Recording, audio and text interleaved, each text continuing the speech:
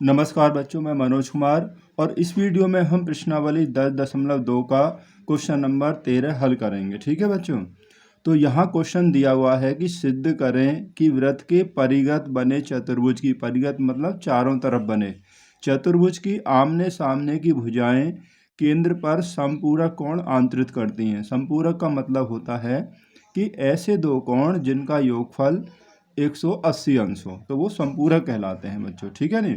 तो इस क्वेश्चन के लिए बच्चों देखिए यहाँ पर ये हमने यहाँ डायग्राम बना दिया है इसके लिए। ठीक है, अब ये जो चतुर्भुज ABCD जो है इस वृत्त के परिगत बना हुआ है। ठीक है नहीं, और इसकी सम्मुख भुजाएं AB और CD है और BC और AD है। ठीक है नहीं, आमने सामने ये वाली भुजा इसके सम्मुख है, ये इसके सम्मुख है।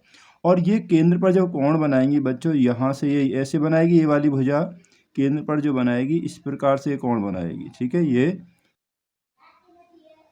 और ये हो जाएगा, और इसके सामने वाली जो भुजा है ये इस प्रकार से कोण बनाएगी। तो यानी कि ये वाला जो कोण है ये इसके सम्मुख हो गया, यानी कि सम्मुख भुजाओं का ये वाला कोण हो गया AOB और COD, और इन दोनों कोणों का योगफल 180 अंश होगा, ये बोल रहा है।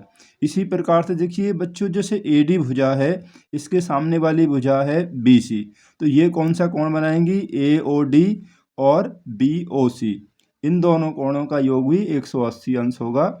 हमें यहाँ पर यही सिद्ध करना है। ठीक है ना बच्चों, तो यहाँ पर हमें दिया हुआ है कि ABCD एक चतुर्भुज है जो कि केंद्र O वाले वृत्त को बिंदु यहाँ पर मान लीजिए P, Q, R और S पर स्पर्श करता है। ठीक है न।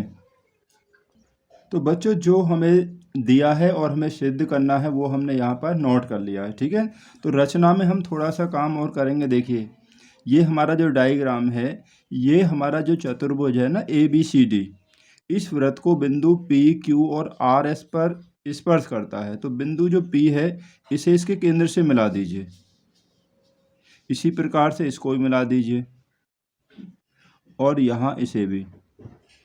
इन सभी बिंदुओं को P, Q, R, S को हम केंद्र से मिला देंगे। ठीक है नहीं, अब यहाँ से यहाँ तक क्या हो गया, वृत्त की त्रिज्या हो गई है केंद्र से लेकर परिधि तक, और वृत्त की जो त्रिज्या होती है वो स्पर्श रेखा पर लंब होती है। ठीक है नहीं, तो यहाँ पर ये आपस में क्या हो जाएंगे, ये लंब हो जाएंगे वैसे भी। ठीक है, अब ये जो एंगल जो बने हैं देखो केंद्र पर, इनको आप नाम दे दीजिए। यहाँ पर 1 हो गया, ये 2, 3, 4, 5, 6, 7 और 8, इस प्रकार से यहाँ पर ये 8 एंगल हो गए बच्चों। ठीक है नहीं, अब देखिए, अब ये जो बाह्य बिंदु है यहाँ A से इस पर खींची गई है, AP स्पर्श रेखा है और ये AS है। ठीक है नहीं, और इसी प्रकार B से BP और BQ स्पर्श रेखा हो गई, C से CR और CQ हो गई, और D से हो जाएगी DR और DS। ठीक है, ये सभी स्पर्श रेखाएं बराबर होती हैं।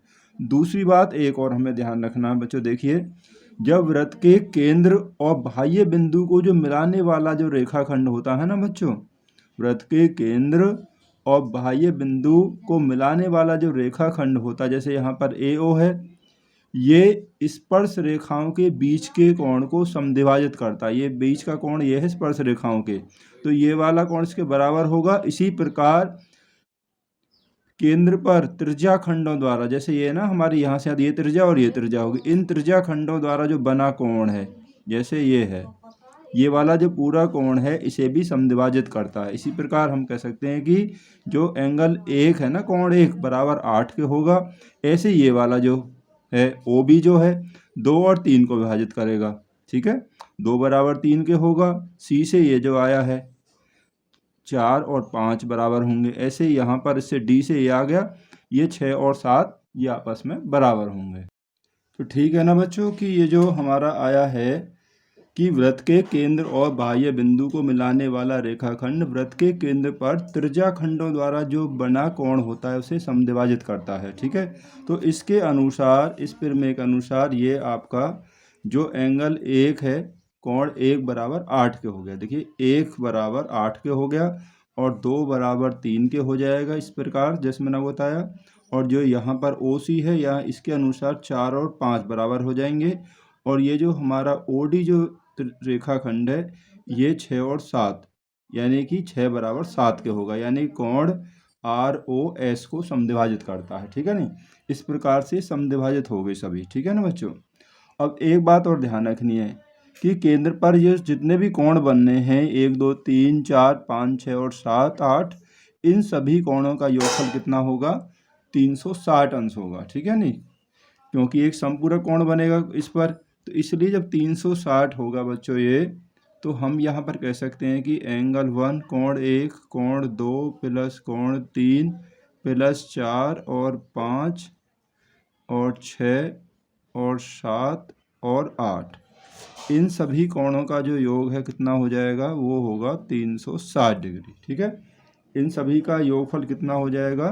360 हो जाएगा बच्चों। ठीक है, अब हमने यहाँ आपको बताया है कि जो 1 है वो 8 के बराबर है, 1 8 के बराबर है, तो हम 8 की जगह 1 भी तो लिख सकते हैं, यानी कि हम यहाँ पर लिख देंगे 2 गुणा कोण 1। ठीक है, प्लस अब जो 2 है वो 3 के बराबर है, तो 2 गुणा कोण 2 ही कर लीजिए। ठीक है, और प्लस अब यहाँ पर जो है हमारा 4 5 के बराबर है, 4 किसके बराबर है? 5 के बराबर है, तो हम 2 गुणा कोण 4 कर लेंगे, और 6 7 के बराबर है हमारा, तो हम यहाँ पर लिख लेंगे कि 2 गुणा कोण 6, तो बराबर हो गया 360। ठीक है, यानी कि 8 के स्थान पर 1 रखेंगे तो 1 और 1 2, इसका 2 गुना आ गया। अब 2 बराबर है 3 के, तो 3 के स्थान पर हम 2 रख सकते हैं इस प्रकार से। ठीक है ना बच्चों,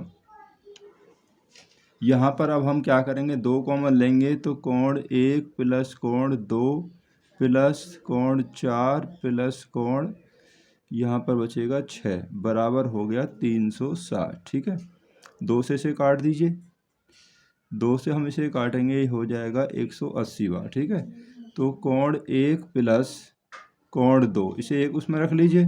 ठीक है, और कोण 4 प्लस कोण 4, देखिए 4 और जो 5 है यहाँ पर, देखिए एक बार देखिए 4 और 5 के बराबर हैं दोनों। ठीक है, तो यहाँ पे हम बच्चों यहाँ पर 5 को ले लेते हैं। ठीक है, तो यहाँ 4 की जगह इसे 2 गुना 5 का कर दीजिए, यहाँ 5 कर दीजिए, क्योंकि 5 की ज़रूरत पड़ेगी अभी। देखिए तो यहाँ 5 प्लस कोण 6 बराबर हो गया 180 अंश। ठीक है, अब देखिए ध्यान से, 1 और 2 मिलकर कौन सा आ गया? AOB। अगर दोनों को जोड़ेंगे तो AOB हो गया। 5 और 6 मिलकर हो गया COD। ठीक है नहीं, 5 और 6 मिलकर हो गया COD।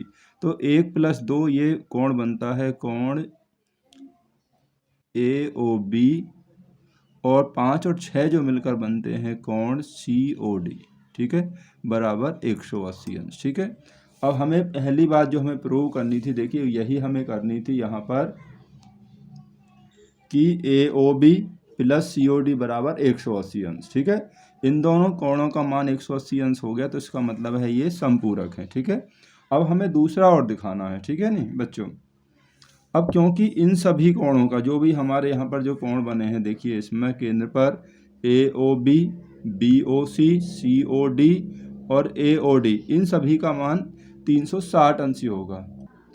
अब हमें AOB और COD का मान तो 180 प्राप्त हो गया है, तो AOB प्लस कोण COD, इनका मान 180 बचे कौन से हमारे पास? अब यहाँ पर बचे कोण BOC बचा, BOC प्लस कोण AOD, ये 2 बच गए, बराबर 360। तो इनका जो मान है बच्चों, यहाँ से 180 हमने पहले ज्ञात कर लिया है, तो 180 रख दीजिए, प्लस कोण BOC प्लस कोण AOD बराबर 360, या कोण BOC प्लस कोण AOD बराबर, अब 180 घटा देंगे, जब 360 में से इधर आएगा तो कितना बचेगा? 180 ही आएगा। तो दूसरा जो हमें सिद्ध करना था कि इनका मान भी 180 अंश होता है, यानी संपूरक होते हैं, वो सिद्ध हो गया। पहला हमने यहाँ पर सिद्ध कर दिया। ठीक है ना बच्चों, क्योंकि हमें बच्चों यहाँ पर यही सिद्ध करना था कि AOB और COD ये दोनों संपूरक कोण बनाते हैं। इसके बाद BOC और AOD ये दोनों भी संपूरक कोण बनाते हैं। ठीक है ना, यानी कि 180 अंश के। तो हमें यही सिद्ध करना था। तो अतः सिद्ध होता है कि वृत्त के परिघत बने चतुर्भुज की सम्मुख भुजाएं केंद्र पर समकोण आंतरित करती हैं। तो बहुत अच्छा प्रश्न है बच्चों, इस प्रश्न की तैयारी आप जरूर कर लेना। बोर्ड एग्जाम्स में अक्सर बच्चों ऐसे ही प्रश्न पूछ लिए जाते हैं। ठीक है,